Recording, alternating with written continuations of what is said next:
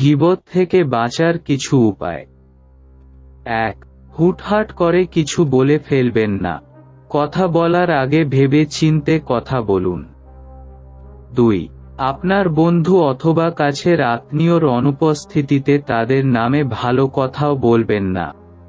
কারণ ভালো কথা বলতে গিয়ে শয়তান আপনাকে দিয়ে কখন যে গীবত করিয়ে নিবে আপনি টেরই পাবেন না।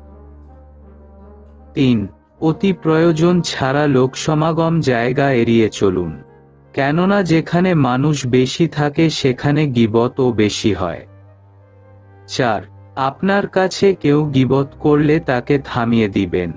কারণ গীবত করা ও গীবত শোনা দুইটাই হারাম।